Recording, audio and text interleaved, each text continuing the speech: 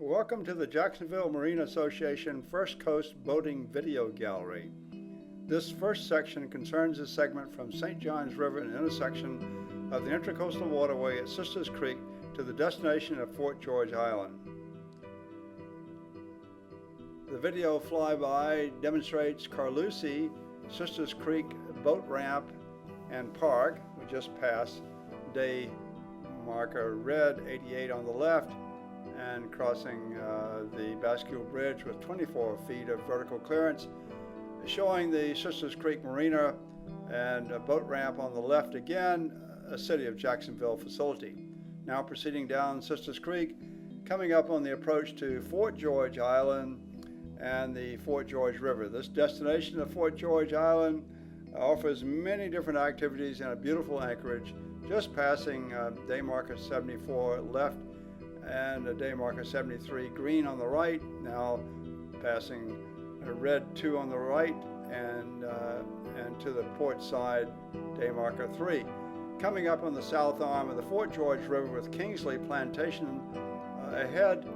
This marvelous facility is managed by the National Park Service as the interpretive center, various ranger guided tours and eco-motion tours. Again, a view of the Kingsley Plantation dating back to the 1800s, a short view of some of the slave quarters and the eco-motion tours. Here we're crossing the cut area between the south and north arm of Fort George River. As you noted before, the Fort George River is characterized by sandbars and grass marsh areas along the center part. Now we're cruising down the north arm and turning to the south, the east arm, immediately adjacent to the Little Talbot State Park. Several large cruisers at anchor in the eastern arm of Fort George River. Huguenot Park in the background across the bridge, which of course crosses the inlet at Fort George Inlet. Again, a better view, shooting to the southeast and seeing Huguenot Island. Now a video pass aerial to the southwest to Rebow Club, which is on the southeast end of Fort George Island. Kayakers accumulating in the lagoon adjacent to Rebow Club. The Rebow Club is a marvelous facility, the property of Florida State Park System. It offers numerous activities including interpretive centers, eco-motion tours, guided tours. Many families and weddings use this as a venue. Here we see eco-motion tours in operation. Marin and Greg Arnett, the operators and owners of eco-motion tours on segways. Here they're coming down a grassy knoll behind Rebow Club. And now below, just at water's edge, the Fort George River in the background.